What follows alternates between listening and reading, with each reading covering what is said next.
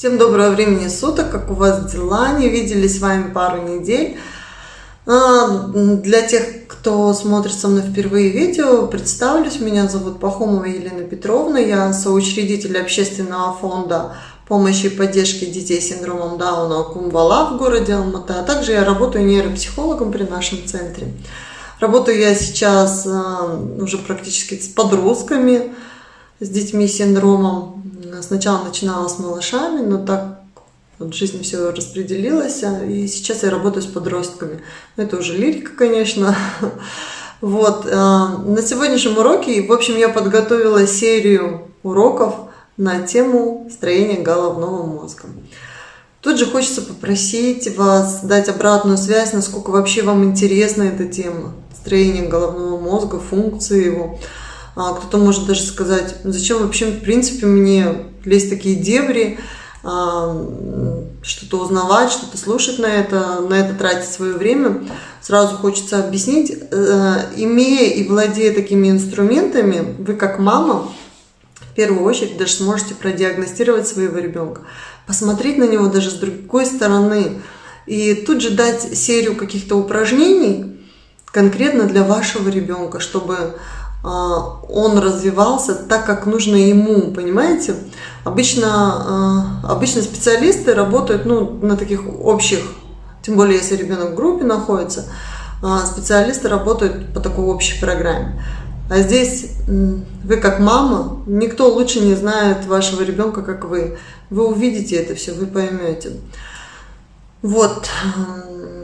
Хочется сразу сказать, что тему я разделю на несколько частей, так как мы не вложимся в один урок. Это будет, и тяжело на самом деле слушать столько времени, час-полтора одну тему, это достаточно сложно. Поэтому это будет разделено на несколько частей, 3-4 части, поэтому прошу какие-то комментарии написать, насколько вообще интересна вам эта тема. Стоит ли ее развивать дальше. Вот. Несколько фактов таких интересных расскажу о головном мозге, и потом пойдем дальше. Головной мозг в среднем весит у взрослого человека 300 кг, 400 грамм. И такой интересный факт, что у мужчины вес мозга на 100 грамм больше. Но мужчины, не радуйтесь, на какие-то умственные способности это не влияет. Еще такой интересный факт, что головной мозг у новорожденного ребенка весит всего лишь 300 грамм. И всего лишь за 3 месяца вес мозга увеличивается в 3 раза. Происходит это за счет роста отростков. В составе головного мозга насчитывается больше 35 миллиардов клеток. Головной мозг состоит из белого вещества и серого вещества. Серое все, наверное, знают. Но белое, может, тоже многие знают. Белое вещество находится внутри, серое находится снаружи. Серое вещество состоит из ядер нейрона. Функция нейронов – передача информации. На самом деле головной мозг – это сложный механизм, который отвечает за работу всего нашего с вами организма. И сегодняшняя первая тема у нас с вами будет ствол мозга.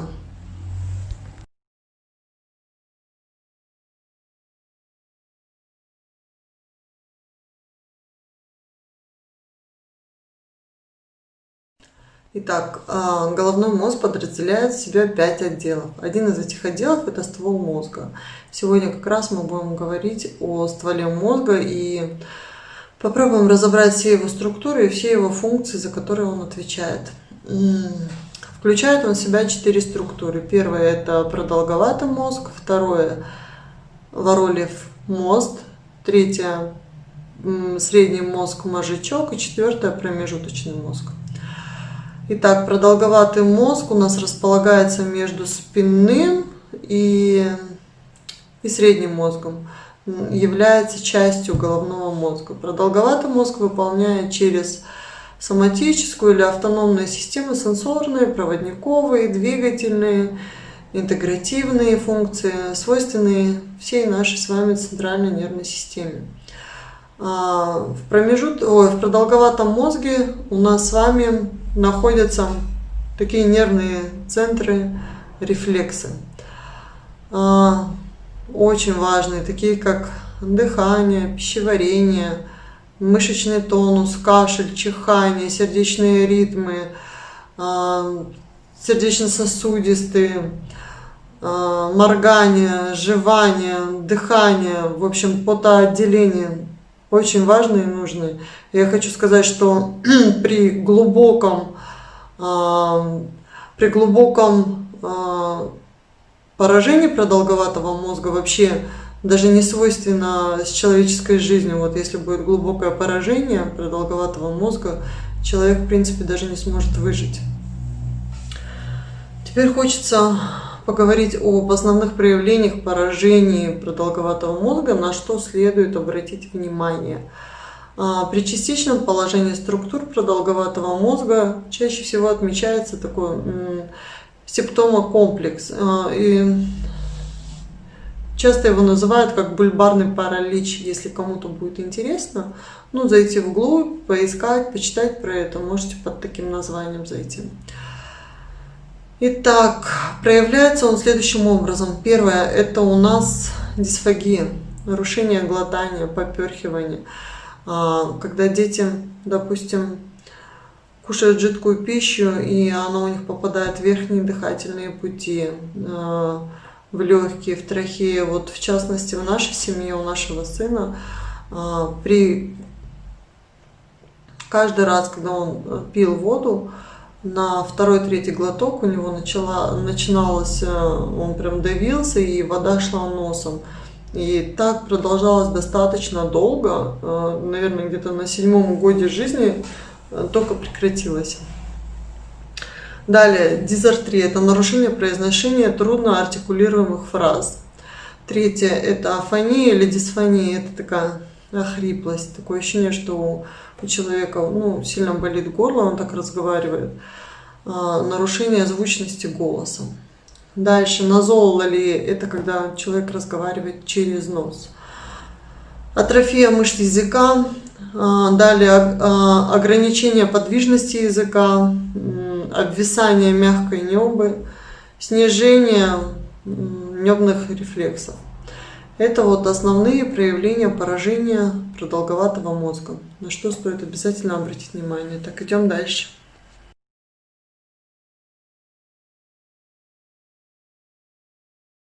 Итак, вторая структура – это у нас Воролиев мост. Выполняет он двигательные, сенсорные, интегративные и проводниковые функции.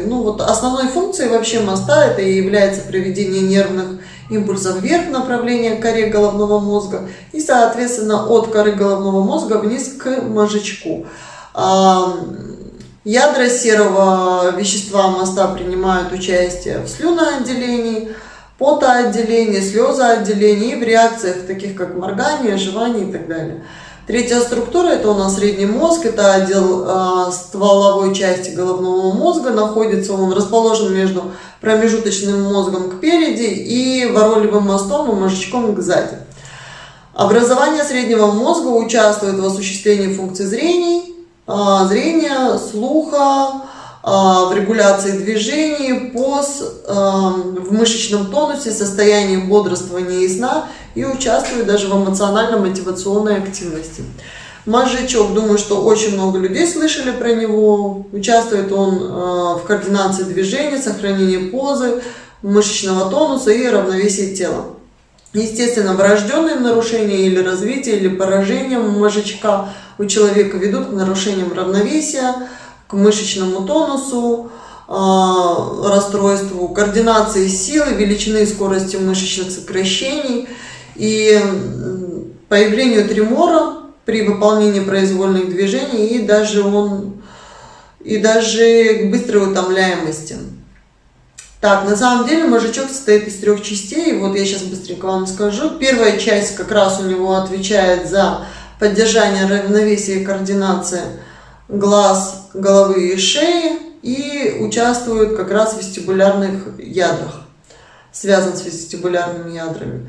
Вторая часть отвечает за координацию движений тела и ног. И, естественно, расстройства в этой части как раз будут показывать, что у человека проблемы с походкой и с равновесием, и с поддержанием позы. И третья часть связана с контролем быстрых и точных скоординированных движений в конечностях.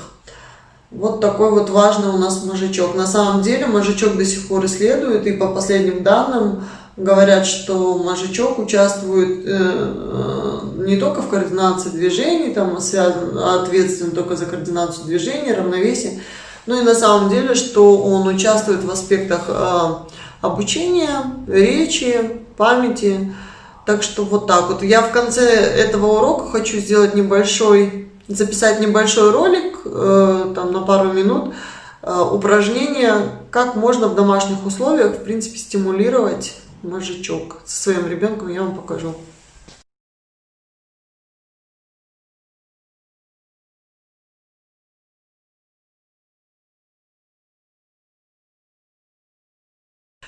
Так, вот мы с вами подошли к четвертой структуре, и это у нас с вами промежуточный мозг. Промежуточный мозг интегрирует сенсорные, двигательные, вегетативные реакции нашего с вами организма. Подразделяется он тоже на отделы, это таламус, эпиталамус и гипоталамус. Сейчас быстренько по ним пройдемся, чтобы понять тоже, за какие функции они отвечают. Таламус. Его основная задача – это прием сигналов от органов чувств, как от внешних, так и внутренних. Он отвечает практически управляет всеми видами сенсорных отделов, всеми это тактильными, зрительными, слуховыми, всеми, кроме обонятельных. Так, эпиталамус. Но это небольшой отдел, в принципе, о нем можно было бы и не говорить, если бы в нем не находился эпифиз и ядра нервных клеток. Вот как раз ядра нервных клеток и эпифиз как раз и управляют эпиталамусом. Эпифиз, его еще называют шишковидное тело, и он очень многофункциональный и очень нужен нам для нашей с вами жизни. Какие у него функции? Первое – это торможение выделения гормона роста. Второе – торможение полового развития и сексуального поведения. Третье – торможение развития опухолей. Четвертое – это влияние на половое развитие и сексуальное поведение. У детей эпифиз имеет большие размеры, чем у человека взрослого. К достижению половой зрелости выработка мелатонина уменьшается, и главная обязанность эпифиза является регуляция биологических ритмов и метаболизма, и приспособление организма к меняющимся условиям освещенности. Ну вот в принципе вот за что он отвечает. Так, дальше у нас остался гипоталамус. Гипоталамус отвечает у нас и за терморегуляцию, и за чувство голода, и за жажду, и за удовольствие, и за сексуальное поведение, и за стрессовые ситуации. Играет важнейшую роль в эмоциях. Потом отвечает он за нашу с вами эндокринную систему и, значит, выработку гормонов. Допустим, такой пример. Во время стресса кто нас будет урегулировать? И тут приходит как раз-таки на помощь нам гипоталамус. Вот он нас и регулирует. Когда нам жарко, что мы начинаем делать? Мы начинаем потеть. Это опять работа гипоталамуса. Когда нам холодно, мы начинаем дрожать. Это опять работа гипоталамуса. Вот как бы так мы, в принципе, с вами разобрали весь ствол. Я надеюсь, вам было полезно, интересно. Если будут какие-то вопросы, я уже говорила, пишите. Сейчас мы с вами посмотрим, я записала видео с ребенком, как можно стимулировать мозжечковую, как проходит мозжечковая стимуляция в условиях дома. В принципе, это можно все выполнять.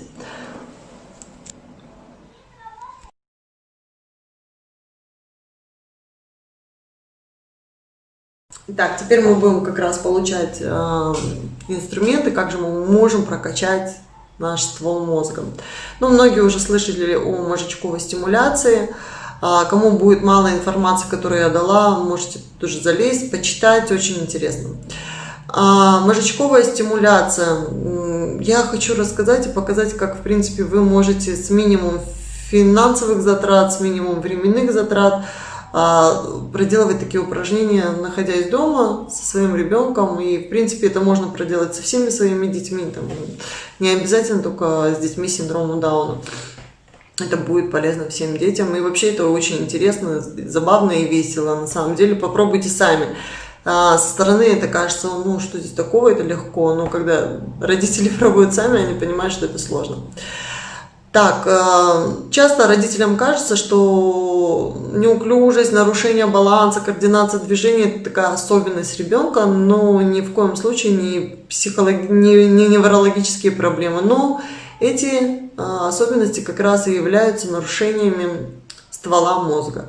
Это то, о чем мы сегодня с вами как раз и разговаривали, что всему есть свое научное объяснение, просто так ничего в принципе не бывает. Диагностируется у детей с задержкой речевого, у детей психофизического развития задержкой, СДВГшек, РАСТ, ну и так далее. Но это уже, конечно, медицинские такие показатели, и это оставим мы неврологам. Ну и так, что вам понадобится для занятий дома? Это балансировочная доска. Балансировочных досок сейчас много разновидностей. Но, в принципе, все они отвечают за то, чтобы регулировать координацию движения, мышечный тонус и тренировку равновесия. Вам понадобятся различные мячики, мешочки, разные по весу. Мешочки вы можете сделать вообще дома самостоятельно. Наполнитель это может быть и песок, и различные крупы от мелких до крупных, это имеется в виду и фасоль, и рис, и гречка. И вот сейчас как раз сезон вишни пойдет, можно и косточки использовать как наполнитель. Все упражнения должны идти от простого к сложному. Это сначала ребенок стоит на балансировочной доске, и вы ему просто кидаете мячик, ребенок ловит и кидает вам. Дальше это можно усложнять, допустим, вы кидаете мячик, просите ребенка, допустим, кидаете, сделать хлопок, а потом кинуть. Получается, усложнили, да? Потом попросить ребенка покидать мячик из руки в руку своей. Воспользоваться кольцебросом, чтобы ребенок кольца кидал. Чем постарше ребенок, можно попробовать дротики. Очень интересно. Потом, допустим, можно с ребенком изучать таким образом алфавит. Вы кидаете ему мячик, говорите А, он вам кидает мячик, говорит Б. Также можно с цифрами, с примерами, с таблицей умножения. В общем, вариантов много. Также можно, допустим, поставить два ведерочка разных цветов. Там, допустим, зеленое, красное, и кидать ребенку зеленый мячик. Ребенок должен кинуть именно в зеленое ведерочко, красный мячик в красное ведерочко. Получается, ребенок должен поймать, сделать операцию у себя в голове, получается, отсортировать и кинуть мячик в то ведерочко, которое нужно. И еще он должен обязательно удерживать баланс. Все занятия должны идти на то, чтобы ребенок старался удерживать баланс на доске. Вот. В общем,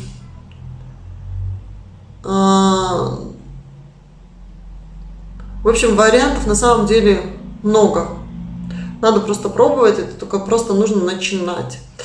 В общем, мозжечковая стимуляция – это такое не медицинское вмешательство, это такой комплекс упражнений, который помогает как раз улучшить функциональность ствола мозга и, как следствие, развивает наши высшие психические функции. Это то, о чем мы разговаривали с вами на прошлом уроке. Вот, в принципе, на этом все. Наш урок с вами подошел к концу. Я надеюсь, что я вам была полезна. Все-таки жду в комментариях того, что насколько вам такой формат вообще интересен. Формат именно обучения головного мозга, да, и выстроения функций, насколько оно вам нужно, чтобы просто, может быть, и у вас будет какой-то свой запрос, так что я тоже открыта, пишите. В общем, так, сейчас после этого видео как раз вам покажу небольшой отрывок занимашек со своим сыном по мозжечковой стимуляции. Всем удачи, счастливо, до новых встреч! Вот мой сын Владислав, ему 11 лет. Вот наша балансировочная доска фирмы Саванянька. Ну, как я говорила, что их достаточно разновидностей много, но у всех цель одна. Сейчас мы вам покажем небольшой комплекс упражнений.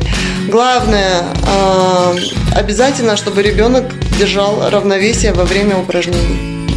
Ладно, сейчас я буду кидать мячик.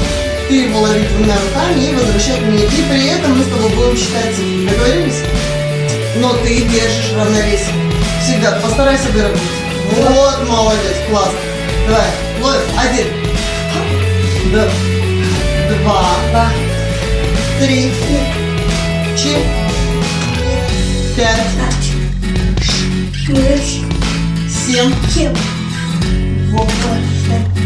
9, 10. Молодец. Теперь я тебе сейчас дам мячик, и ты его в руках будешь как циркач жонглировать, хорошо? Да, сюда, давай. И равновесие держать, лови. Поехали.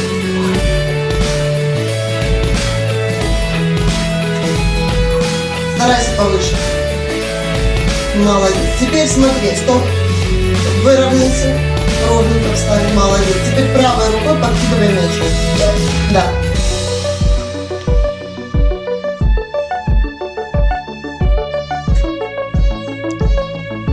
Молодец. Теперь левой рукой подкидывай. Постарайся повыше. Равновесие держи. Ровно стой. Молодец.